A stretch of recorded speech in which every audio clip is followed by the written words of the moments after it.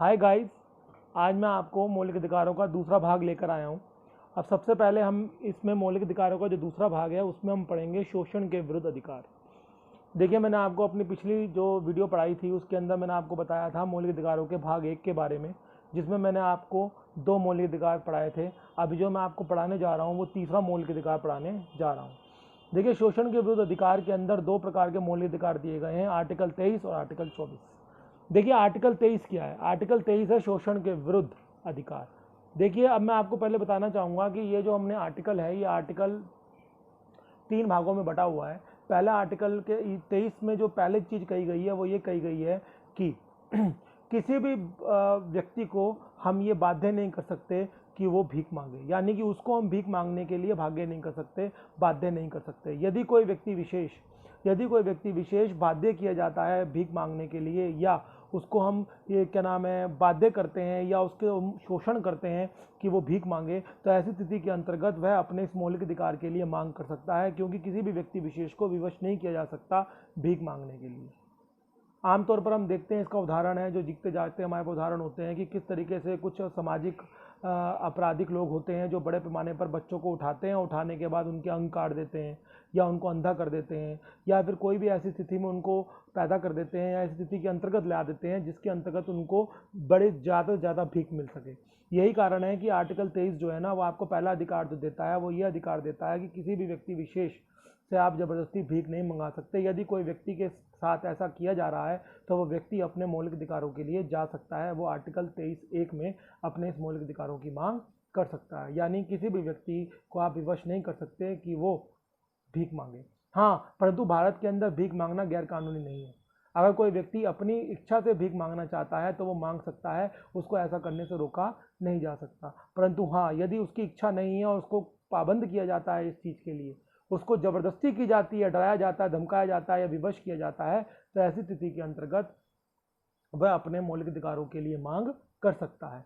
परंतु हाँ, अगर वो खुद भीख मांगना चाहता है अपनी इच्छा से, तो भारत में ये गैर कानूनी नहीं है, वो भीख मांग सकता है। अब आता है आर्टिकल 23 का दूसरा भाग। देखिए, आर्टिकल 23 का दूसरा भाग जो है वो वैश्यावृत्ति के लिए किया गया है, जिसको हम इंग्लिश में प्रोस्टिट्यूशन बोलते हैं। देखिए, हम सब जानते हैं कि हमारे समाज का एक बहुत बड़ा अपराध है, जो सामाजिक एक अवगुण है। वो अवगुण क्या है? वो अवगुण है बदन फिरोशी, जिसको हम बोलते हैं क्या? जिसको हम बोलते हैं वैश्यावृत्ति। देखिए, कोई भी महिला, चाहे वो अपनी इच्छा से या उसको विवश किया जा रहा हो, भारत के अंदर वैश्यावृत्ति क्या है? सामाजिक अपराध है, कानूनी अपराध है। यानी ना तो कोई महिला अपनी इच्छा से और ना ही अगर उसको कोई ज़बरदस्ती इस फील्ड में डाल रहा हो तो भी वो वैश्यावृत्ति नहीं कर सकती। हाँ, इतना अधिकार जरूर है कि यदि उससे कोई ज़बरदस्ती ये काम करा रहा है, यदि उससे कोई ज़बरदस्ती उसको पाबंद कर रहा है इस काम को करने के लिए, तो वह अपने मौलिक अधिकारों के अधीन जा सकती है और कह सकती है कि मैं ये काम करना नहीं चाहती, और उस व्यक्ति विशेष के खिलाफ वो अपनी मांग कर सकती है। परंतु ऐसा केवल तब होगा जब वो अपनी इच्छा से ना कर रही हो, उससे कोई ज़बरदस्ती ये काम करा रहा हो। परंतु अगर वो अपनी इच्छा से कर रही है तो फिर वो गैर कानूनी है, तो उसके लिए उसको सजा भोगनी होगी। तो ये है आपके लिए आर्टिकल 23 का 2। अब आता है आर्टिकल 23 का तीसरा भाग, जो आखिरी भाग है। इसके अंतर्गत क्या है?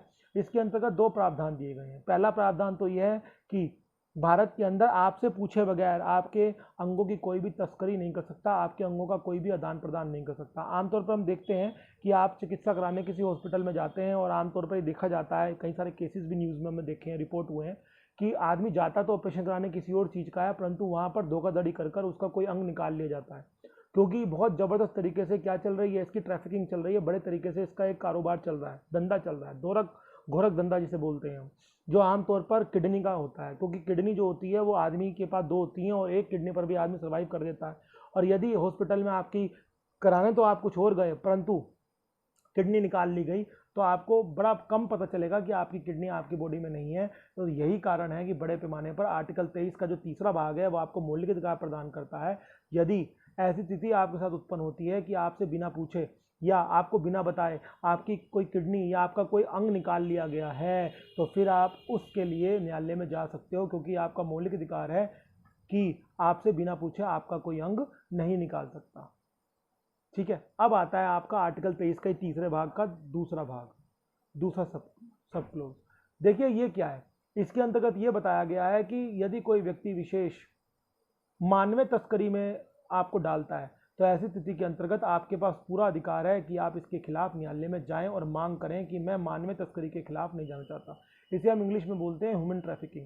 ये ह्यूमन ट्रैफिकिंग क्या होती है? ह्यूमन ट्रैफिकिंग ऐसी प्रक्रिया होती है जिसके अंतर्गत आपको बेच दिया जाता है गुलाम बनाकर। आपने अगर मूवी देखी हो मर्दानी मूवी, जो फर्स्ट मूवी आई थी, उसके अंदर आपको इसके बहुत अच्छे एग्जाम्पल मिलेंगे, जिसमें रानी मुखर्जी लीड रोल में थी। उसके अंतर्गत यही बताया गया है कि किस तरीके से बच्चों को पकड़ा जाता है, उनको डराया धमकाया जाता है और किस तरीके से उनकी फिर मानव तस्करी की जाती है, किस तरीके से उनको गुलाम बनाकर अन्य देशों में भेज दिया जाता है और बेच दिया जाता है। तो ये जो ह्यूमन ट्रैफिकिंग होती है ये भी आपके मानव अधिकारों का हनन है। यदि आपसे कोई ये करा रहा है तो इसके खिलाफ आप जाइए। इसके खिलाफ अगर वह व्यक्ति विशेष जाता है न्यायालय में तो उस व्यक्ति को सजा का प्रावधान है जो व्यक्ति आपसे ये काम करा रहा है। तो ये है आपके लिए आर्टिकल 23 का दूसरा भाग, आर्टिकल 23 का तीसरे का दूसरा भाग। मतलब मेरा कहने का मतलब ये है, जो आर्टिकल 23 मैंने आपको पढ़ाया है इसमें सारे के सारे जो प्रावधान आपको दिए गए हैं वो मुख्यतः शोषण के विरुद्ध अधिकार है। चाहे आप आर्टिकल 23 का पहला ले लीजिए, वो आपसे जबरदस्ती भीख नहीं कोई मंगा सकता, ये भी आपके लिए शोषण माना जाएगा आपके ऊपर। इसके अलावा आर्टिकल 23 का दूसरा भाग क्या मैंने आपको बताया, वैश्यवृत्ति, आपसे कोई जबरदस्ती नहीं करा सकता, वो भी आपके ऊपर शोषण माना जाएगा। तीसरा भाग जो मैंने आपको 23वें का बताया वो दो भागों में बताया, नंबर 1 और नंबर 2। नंबर 1 में मैंने आपको क्या बताया? नंबर 1 में मैंने आपको बताया कि आपसे बिना पूछे कोई आपके शरीर का अंग निकाल नहीं सकता, क्योंकि ये भी आपका शारीरिक शोषण है। इसके अलावा जो मैंने दूसरा बताया आपको इसका 23वें 3 का, वो मैंने बताया कि आपसे कोई भी ज़बरदस्ती आपको ह्यूमन ट्रैफिकिंग में नहीं डाल सकता, यानी कि आपको कोई ज़बरदस्ती कि मानव तस्करी में नहीं डाल सकता, यानी कि आपको कोई बेच नहीं सकता, ठीक है ना। क्योंकि भारत के अंदर गुलाम वर्ती जो है वो क्या है, निषेध है। और भारत के अंदर जो स्लेवरी है वो आज से निषेध नहीं है, आज से बैन नहीं है, वो बहुत पहले से बैन है। बल्कि ये जो बैनिश था ये कब आ गया था, ब्रिटिश भारत में ही आ गया था। और इसको बैन करने वाले कौन वायसराय थे? इलनबर्ग। तो यही कारण है कि आज भी भारत के अंदर गुलामी नहीं है, भारत के अंदर किसी भी व्यक्ति को गुलाम नहीं बनाया जा सकता, और यदि ऐसा किया जाता है तो वो गैर कानूनी है। और यदि आपके साथ ऐसा किया जा रहा है तो फिर आप ये मान लीजिए कि आप चाहें तो इसके लिए आप न्यायालय में जा सकते हैं, क्योंकि ऐसा आपका मौलिक अधिकारों को हनन माना जाएगा। ये है आपके लिए आर्टिकल 23। अब आता है आपका आर्टिकल 24। देखिए आर्टिकल 24 जो है ना वो बाल श्रम के विरुद्ध अधिकार है। हमारा संविधान कहता है कि कोई भी बच्चा अगर उसकी उम्र 14 वर्ष से कम की है तो ऐसी स्थिति के अंतर्गत उससे आप अगर कोई भी श्रम कराएंगे तो वो गैर कानूनी है। और ये श्रम आपका किसी कारखाने में, किसी व्यवसाय में या किसी भी प्राइवेट जगह पर नहीं होना चाहिए। मेरा कहने का मतलब ये है कि कोई भी व्यक्ति विशेष, यदि कोई भी बच्चा ऐसे किसी श्रम में अगर सम्मिलित है तो ऐसी स्थिति के अंतर्गत वो अपने मौलिक अधिकारों की मांग कर सकता है। आर्टिकल 24 जो है ना वो बाल श्रम के प्रति क्या देता है, आपको अधिकार प्रदान करता है कि आपसे कोई भी जबरदस्ती बाल श्रम नहीं करा सकता। इसकी मिनिमम एज तय की गई है 14 वर्ष। अगर आपकी आयु 14 वर्ष या उससे कम की है तो फिर आपके पास ये अधिकार है कि आप अपने मालिक के खिलाफ कंप्लेंट कर सकते हैं कि वो मेरे से ज़बरदस्ती बाल श्रम करा रहा है। परंतु समस्या पता क्या आती है यहाँ पर? समस्या ये आती है कि आमतौर पर जो भी बच्चा यहाँ बाल श्रम में होता है जिसकी आयु 14 वर्ष से कम की होती है, या तो घर से भाग कर आया होता है। जब वो घर से भाग जाता है तो उसके पास कोई काम करने का सिस्टम होता नहीं, उसे खाने पीने के लिए नौकरी करनी पड़ती है। और क्योंकि उसकी आयु कम होती है, 14 वर्ष से कम की होती है, तो वो कोई नौकरी कर नहीं सकता, तो वो छोटे मोटे ढाबों पे, चाय की टपरियों पर यानी चाय के स्टॉल पर लग जाता है। तो वो अपने मालिक के खिलाफ क्यों कंप्लेंट करेगा? क्योंकि वो अपने ऊपर इसको शोषण मानता ही नहीं, क्योंकि वो उसकी रिक्वायरमेंट है। और इसका मतलब क्या है? इसका मतलब ये है कि जो व्यक्ति वहाँ पर जा रहे हैं, जो व्यक्ति उस ढाबों में या जो व्यक्ति उस चाय की टपरियों में या स्टॉल में जा रहे हैं, उनका ये दायित्व बनता है कि वो ऐसे किसी बच्चे को अगर देखें जिसकी आयु 14 वर्ष से कम की है और वो उन जगहों पर काम कर रहा है, तो उनका दायित्व बनता है कि वो पुलिस को इन्फॉर्म करें इस चीज़ के लिए कि देखिए वहाँ पर बाल श्रम हो रहा है। परंतु हम सब जानते हैं कि ऐसा संभव नहीं हो पाता है, क्योंकि हम अपनी जिम्मेदारियों से मुंह मोड़ लेते हैं और हम कहते हैं हमें क्या लेना, उनका काम वो जाने। तो मेरा कहने का मतलब यही है कि ये इसलिए हमारे देश के अंदर ज़्यादा नहीं रुक पाता है, क्योंकि जितने भी बाल श्रम के अंदर विक्टिम हैं वो मुख्य तौर पर अपनी मर्जी से काम कर रहे होते हैं, है ना। या तो कोई भाग कर आया हुआ अपने घर से तो उसको काम करना पड़ रहा है कहीं ना कहीं अन्य शहर में, या फिर वो उसके माँ बाप इतने गरीब हैं बेचारे के कि वो मजबूरी में माँ बाप उससे बाल श्रम करा रहे हैं, तो वो फिर भी कंप्लेंट नहीं करेगा। तो ये इसलिए नहीं रुक पाती आर्टिकल 24 के अंदर जो समस्याएं दी गई हैं बाल श्रम की, इसलिए नहीं रुक पाती क्योंकि जो इसमें विक्टिम है, जो इसके अंदर शोषित व्यक्ति है, जो बच्चा है, वो आमतौर पर इसके लिए तैयार है। वो इसको अपने ऊपर शोषण मानता ही नहीं है, समाज पर इसको शोषण मानता है, इसलिए संविधान ने इसको इसके अंदर रखा है। ठीक है, तो यह है आपके लिए आर्टिकल 24। तो ये मैंने आपको पढ़ाया शोषण के विरुद्ध अधिकार, जो कि तीसरा अधिकार था किसका, मौलिक अधिकारों में। अब आता है आपका धर्म का अधिकार। देखिए धर्म का अधिकार आर्टिकल 25, आर्टिकल 26, आर्टिकल 27 और आर्टिकल 28, ये 4 आर्टिकल दे रखे हैं आपको धर्म के अधिकार में। इसको मैं आपको इकट्ठा पढ़ाऊंगा, अलग अलग पढ़ा के फायदा नहीं है, क्योंकि मैं आपको बताना चाहूंगा कि पेपर में ज़्यादा ये आता नहीं है, जिसका प्रमुख कारण है कि धर्म से रिलेटेड है। पर सबसे बड़ी बात यह है कि धर्म के अधिकार से संबंध आपको ये पढ़ना जरूरी है कि संविधान एक तरफ कहता है कि भारत सेक्युलर है, भारत धर्मनिरपेक्ष है, यानी संविधान कहता है कि भारत का अपना कोई धर्म नहीं, पर उसके बावजूद भारत का संविधान ही आपको दूसरी तरफ कहता है कि अगर व्यक्ति विशेष चाहे तो भारत में किसी भी धर्म को अपना सकता है, और उसकी सुरक्षा के लिए धर्म के अधिकार संविधान ने प्रदान किए हैं। अब आता है आपका धर्म के अधिकार का आर्टिकल 25, 26, 27, 28। देखिए ये चारों अधिकार जो हैं वो अलग अलग बातें आपको बताते हैं, जैसे कि एक आपको आर्टिकल बताता है कि भारत में कोई भी व्यक्ति अपनी इच्छा से कोई भी धर्म मान सकता है और किसी भी धर्म में परिवर्तित हो सकता है, उसको ऐसा करने से रोका नहीं जा सकता। अगर आप उसको ऐसा करने से रोकते हैं तो फिर वो अपने इस मौलिक अधिकार के लिए जा सकता है न्यायालय में और कह सकता है कि ये मेरा अधिकार है, मेरे को किसी भी धर्म में परिवर्तित करने से रोका नहीं जा सकता। परंतु इसके लिए जरूरी है कि जिस धर्म में आप परिवर्तित हो रहे हैं तो उसकी कंडीशन है पूरा करने की। पहली कंडीशन तो ये है, नंबर 1, कि ये किसी भी लालच में नहीं होना चाहिए, यानी ये बात सिद्ध नहीं होनी चाहिए कि किसी लालच के अंतर्गत आप उस धर्म को अपना रहे हैं। हाँ, आपको वो धर्म अच्छा लगता है किन्हीं कारणों से, तो आप अपनी इच्छा से, आप आज़ाद हैं, आप उस धर्म में अपने आप को ले जा सकते हैं। परंतु अगर ये बात साबित हो जाती है कि बड़े पैमाने पर किसी लालच के तहत आप उसमें जा रहे हैं, या कोई आपको जबरदस्ती कोई लालच देकर आपको धर्म में परिवर्तित करा रहा है, तो वो देश में गैर कानूनी है। जैसे समस्या केरल में आमतौर पर उठती है, आपने पढ़ा भी होगा न्यूज़पेपर में या आपने न्यूज़ चैनल्स पर देखा होगा कि आमतौर पर केरल में ये समस्या उठती है कि वहाँ पर बड़े पैमाने पर ईसाई धर्म के जो अनुयायी है वो हिंदू धर्म के लोगों को ईसाई बना देते हैं, जिसमें वो क्या देते हैं, लालच देते हैं, आपको नौकरी का लालच देते हैं, आपकी शादी कराने का लालच देते हैं, जमीन का लालच देते हैं, मतलब आपकी देखभाल का लालच देते हैं, जिससे व्यक्ति, जो पीड़ित व्यक्ति हैं हिंदू धर्म में, जो शोषित व्यक्ति हैं हिंदू धर्म में, जो अपनी ज़िंदगी से परेशान आ चुके हैं, वो बड़े पैमाने पर उनके इस लुभाने से वो क्या हो जाते हैं, प्रभावित हो जाते हैं और वो अपना धर्म परिवर्तित कर लेते हैं, जो कि गलत है संविधान की नज़रों में, क्योंकि ये लालच है। अगर वो व्यक्ति अपनी इच्छा से धर्म परिवर्तित कर रहा है तो वो कर सकता है, परंतु कोई लालच अगर दिया जा रहा है उसको, तो वो क्या माना जाएगा कि उसको सड्यूस किया जा रहा है, उसको भड़काया जा रहा है कि दूसरे धर्म में आने के लिए, तो वो गलत है। ठीक है ना। इसके अलावा अगला आर्टिकल जो है आपका इस मौलिक अधिकार का, वो ये कहता है कि आप किसी भी धर्म से संबंधित हो, आपको अपने रिचुअल्स, अपने ट्रेडिशंस, यानी कि अपनी रस्में और अपनी परंपराएं निभाने का पूरा अधिकार है, जब तक कि वो किसी अन्य धर्म का हानि ना कर रही हो। अगर वो किसी अन्य धर्म की हानि कर रही हैं, आपकी रिचुअल्स या ट्रेडिशंस या आपके जो आपने परंपराएं और जो अपने आप रीति रिवाज अपनाते हैं किसी धर्म के, तो अगर वो किसी अन्य धर्म को नुकसान पहुंचा रही हैं तो फिर वो आपका मौलिक अधिकार नहीं है। अगर कोई आपको रोकता है आपके रिचुअल्स और ट्रेडिशन निभाने से, यानी आपके परंपराओं और आपके जो क्या नाम रीति रिवाज है उनको निभाने से कोई रोकता है, तो ऐसी स्थिति के अंतर्गत आप अपने मौलिक अधिकारों की मांग के लिए न्यायालय में जा सकते हैं और आपको ऐसा करने से कोई नहीं रोक सकता। ठीक है ना। परंतु ये जरूरी है कि ये सबसे बड़ी बात यह है कि इसके अंतर्गत ये आपको ध्यान रखने वाली योग्य बात होगी कि आपका ये कार्य किसी अन्य धर्म के खिलाफ नहीं होना चाहिए। अब आता है आपका अगला आर्टिकल, आर्टिकल 27। ये आर्टिकल है जिसके अंतर्गत ये कहा जाता है कि देखिए, आप अपने धर्म के प्रचार करना चाहते हैं, प्रचार कीजिए, आपको रोका नहीं जा सकता प्रचार करने के लिए, परंतु वो प्रचार जो है ना किसी अन्य धर्म की हानि पर नहीं होना चाहिए। आपके प्रचार के अंतर्गत किसी अन्य धर्म की अगर हानि है तो ये मान के चलिए कि बड़े पैमाने पर आपको ये मौलिक अधिकार नहीं दिया जाएगा, क्योंकि ये मौलिक अधिकार जो हैं वो बड़े पैमाने पर दिए गए हैं किसके लिए, आपके स्वयं के प्रचार के लिए, आपके स्वयं के अधिकारों के प्रचार के लिए, आपके स्वयं के धर्म के प्रचार के लिए। परंतु धर्म का प्रचार केवल तब तक वैलिड माना जाएगा जब तक वो किसी अन्य धर्म को नुकसान नहीं पहुंचा रहा। अगर वो किसी अन्य धर्म को नुकसान पहुंचा रहा है तो फिर वो धर्म का अधिकार आपको नहीं दिया जाएगा। तो ये थे आपके लिए धर्म के अधिकार, आर्टिकल 25, 26, 27, 28। अब आर्टिकल 28 जो आता है आपका, वो क्या है? आर्टिकल 28 आपको केवल ये बताता है कि आप आवश्यकता पड़ने पर अपने किसी भी प्रकार के धार्मिक कार्य अंजाम दे सकते हैं और ऐसा करने से आपको रोका नहीं जा सकता। आपको कोई फेस्टिवल बनाना है, आप बनाइए, बनाने के लिए आपको मनाही नहीं है।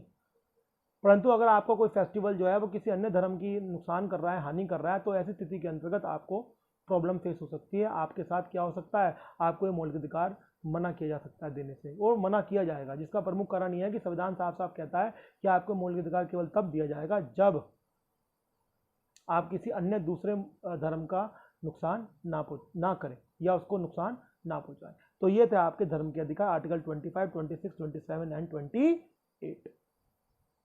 देखिए अब हम जो है ना इसका 5वां अधिकार पढ़ेंगे, जो सेकंड लास्ट अधिकार होगा हमारा मौलिक अधिकारों का, अल्पसंख्यकों का अधिकार। देखिए ये अल्पसंख्यकों का जो अधिकार है, इनको हम बोलते हैं राइट फॉर माइनॉरिटीज। देखिए भारत के अंदर अल्पसंख्यक कौन, पहले हमें जानना होगा कि भारत में अल्पसंख्यक होते कौन है। देखिए भारत में हिंदुओं को छोड़कर जितने भी धर्म हैं वो सब अल्पसंख्यकों की श्रेणी में आते हैं। चाहे आप बौद्ध धर्म ले लीजिए, चाहे आप जैन धर्म ले लीजिए, चाहे आप इस्लाम धर्म ले लीजिए, चाहे आप पारसी ले लीजिए, चाहे आप सिख ले लीजिए, और अगर कुछ गिने चुने अगर यहूदी भी आपको दिख जाए इंडिया में तो वो भी आप गिन लीजिए। तो जितने भी धर्म हैं हिंदू धर्म के अलावा वो सारे के सारे अल्पसंख्यक आते हैं हमारे संविधान के अनुसार। तो जो हमारे अल्पसंख्यकों के अधिकार हैं उनके लिए 2 आर्टिकल दिए गए हैं, आर्टिकल 29 और आर्टिकल 30।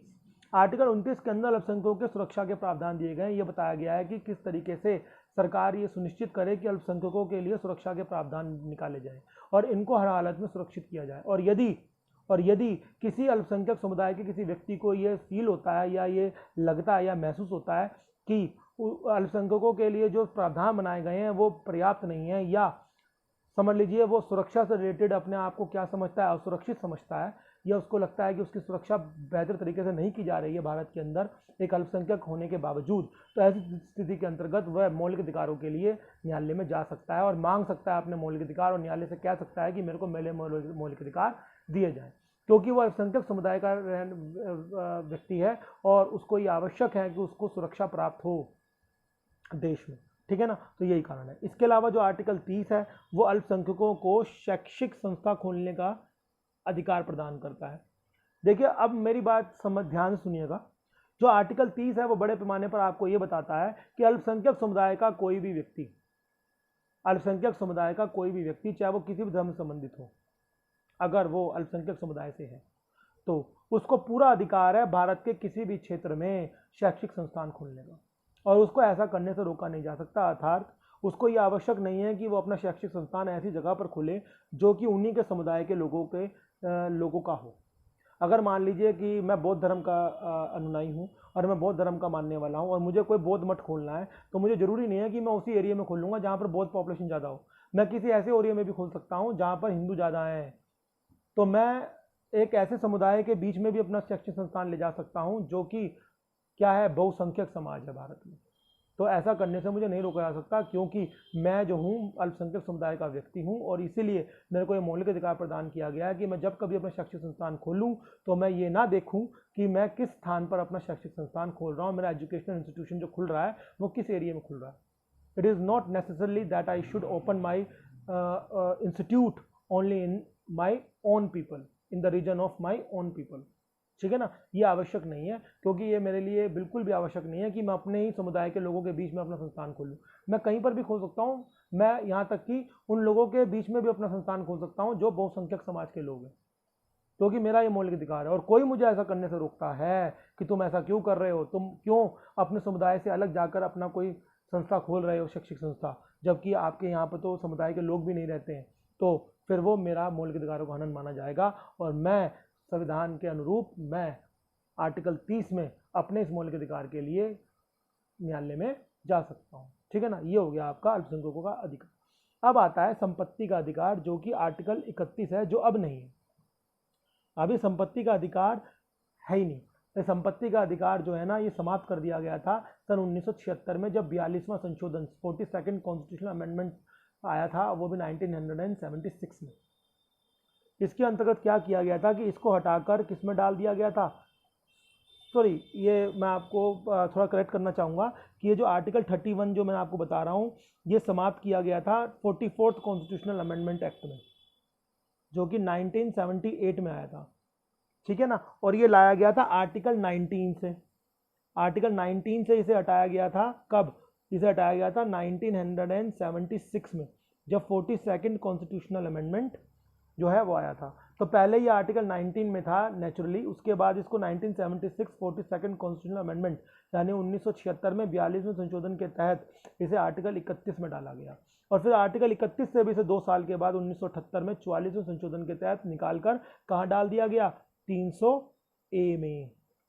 कहाँ डाल दिया गया, 300A में। तो वर्तमान में ये 300A है, यानी वर्तमान में ये मौलिक अधिकार है ही नहीं, ये वर्तमान में क्या है, लीगल राइट। ये आप ध्यान रखिएगा, ठीक है ना। तो मेरा कहने का मतलब ये है कि आर्टिकल 31 जो संपत्ति का अधिकार कहलाता है वो आज मौलिक अधिकारों में नहीं है, ये आर्टिकल खाली है, ठीक है ना। हाँ, ये आर्टिकल 42वें संशोधन के तहत तो इसमें लाया गया था आर्टिकल, ठीक है ना, मौलिक अधिकारों में, परंतु 44वें संशोधन के तहत इसको निकालकर 300A में डाल दिया गया, जो अब मौलिक अधिकार ना होकर विधि के अधिकार है, यानी कि कानूनी अधिकार है, ठीक है ना। अब आता है आपका आखिरी, संवैधानिक उपचारों का अधिकार।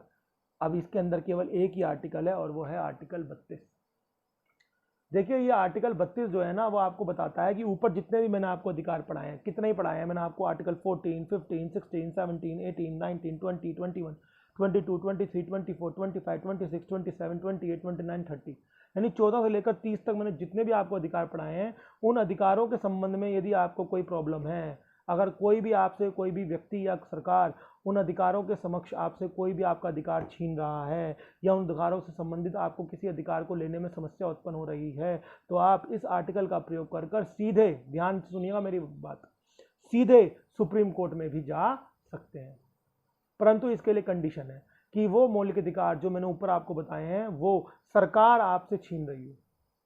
अगर सरकार आपसे वो मौलिक अधिकार छीन रही है जो मैंने आपको ऊपर बताए हैं आर्टिकल 14 से 30 के बीच में, है ना, तो आप आर्टिकल 32 में सीधे सुप्रीम कोर्ट में जा सकते हैं और आपको ऐसा करने से रोका नहीं जा सकता। आप सीधा सुप्रीम कोर्ट में जाइए और कहिए कि आर्टिकल 14 से लेकर 30 के बीच में किसी भी आर्टिकल में अगर आपको कोई अधिकार छीन रही है सरकार या सरकार का कोई प्रतिनिधि, तो आप कहिए कि मेरे को ये मेरा अधिकार चाहिए, और सुप्रीम कोर्ट सीधा आपको इसका अधिकार आपको प्रदान करेगा। वरना भारत में और कोई तरीका नहीं है कि आप सीधे सुप्रीम कोर्ट में एक आम आदमी चला जाए, वरना आम आदमी को एक प्रोसेस है जो आपको इनिशिएट करना पड़ता है, जो अपनाना पड़ता है। पहले आप निचले स्तर से जाएंगे, फिर सबसे ऊपर जो सुप्रीम कोर्ट होगा वहां पर आप समय के साथ पहुंचेंगे। परंतु अभी एक बात ध्यान रखिएगा, यदि सरकार आपसे नहीं छीन रही है ये अधिकार और कोई व्यक्ति छीन रहा है अधिकार, तो फिर आर्टिकल 226 226 226 होगा, जिसमें आप जाएंगे और इसमें आप डायरेक्ट नीचे से जाएंगे, यानी पहले जाएंगे सेशनल कोर्ट या टर्मिनल कोर्ट, फिर जाएंगे डिस्ट्रिक्ट कोर्ट, फिर जाएंगे हाई कोर्ट, और फिर अंत में जाएंगे आप सुप्रीम कोर्ट में। तो ये तब जाना होगा आपको जब आप का जो मौलिक अधिकार है, कोई भी मौलिक अधिकार 14 से 30 के बीच में आपसे कोई व्यक्ति विशेष छीन रहा हो, तो आपको आर्टिकल 226 में ही जाना होगा, फिर आपके पास आर्टिकल 32 नहीं है। पर हाँ, यदि कोई आपका मौलिक अधिकार सरकार छीन रही है 14 से 30 के बीच में, तो फिर आप आर्टिकल 32 का प्रयोग कर सीधे सुप्रीम कोर्ट में भी जा सकते हैं। इसे बोलते हैं संवैधानिक उपचारों का मौलिक अधिकार या संवैधानिक उपचारों का अधिकार। देखिए इस तरीके से हमने आज आपको सेकंड पार्ट में मौलिक अधिकार समाप्त करा दिए हैं। हालांकि मौलिक अधिकार इसके बाद भी हैं, आर्टिकल 32 के बाद आर्टिकल 33, 34 और 35 है, परंतु ये इतने इंपॉर्टेंट नहीं है, ये इतने महत्वपूर्ण नहीं है। इसलिए मैं आपको बताना चाहूँगा कि ये पेपर में इतने आते भी नहीं है, इसलिए हम आपको समझा भी नहीं रहे हैं, क्योंकि ये डायरेक्ट मौलिक अधिकार नहीं है, यानी ये अधिकार जो हैं वो ये राज्यों के अधिकार हैं, ठीक है ना। तो जो नागरिकों के अधिकार थे या गैर नागरिकों के अधिकार थे वो मैंने आपको पढ़ाए, वो मैंने आपको समझाया कि किस तरीके से ये कार्य करते हैं और किस तरीके से आपको इनको जानना होगा। पर जो आर्टिकल 33, 34, 35 हैं ये नागरिकों या गैर नागरिकों से संबंधित नहीं है, ये राज्यों से संबंधित है, उनके विशेष प्रावधानों से संबंधित है, तो इसलिए उनको हम नहीं पढ़ेंगे, क्योंकि वो पेपर में अधिकतर इतने आते भी नहीं हैं। हाँ, अगर आप मेंस की तैयारी कर रहे हैं आईएएस में और पीसीएस के मेंस की तैयारी कर रहे हैं और आपके जो जीएस सेकंड का पेपर आता है उसमें पॉलिटी का बहुत बड़ा वो आता है एक सेक्शन, उसमें अगर आप तैयारी कर रहे हैं तो फिर उसमें आपको आर्टिकल 33, आर्टिकल 34 और आर्टिकल 35 पढ़ने की आवश्यकता है। परंतु अगर आप प्री की तैयारी कर रहे हैं तो पॉलिटी के संदर्भ में ये आपको आवश्यक नहीं है, आप केवल आर्टिकल 14 से आर्टिकल 30 तक पूरी तरीके से पढ़ के जाइए, बेहतर तरीके से आपके मौलिक अधिकार है। फिर आर्टिकल 32 जो आपको जो आपने अन्य आपके जो मौलिक अधिकार है 14 से 30 के बीच में अगर लेने से कोई रोकता है आपको, तो उसके लिए आप आर्टिकल 32 में सीधे सुप्रीम कोर्ट में भी जा सकते हैं। तो ये मेरा कहने का मतलब ये है कि ये आपका पूरा का पूरा क्या मैंने आपको बताया, मौलिक अधिकार बताए। पहले जो आपका मौलिक, जो मैंने आपको पहला पार्ट दिया था इस मौलिक अधिकारों का, मैंने आपको 2 मौलिक अधिकार बताए थे, और जो अब मैं आपको मौलिक अधिकार पढ़ाया है मैंने आपको दूसरे पार्ट में, वो मैंने आपको बाकी शेष 4 मौलिक अधिकार बताए हैं, ठीक है ना। तो मैं आपको बताना चाहूँगा कि मेरी ये वीडियो यहीं पर समाप्त होती है।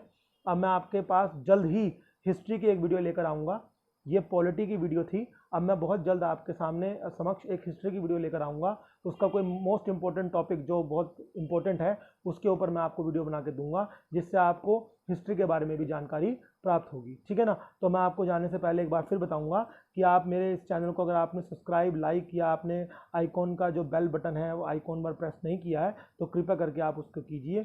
ठीक है, ताकि मेरे को आगे और मोटिवेशन मिलती रहे और बेहतर तरीके से मैं आपको और आगे क्या कर सकूं, मोटिवेट कर सकूं। ठीक है, थैंक यू।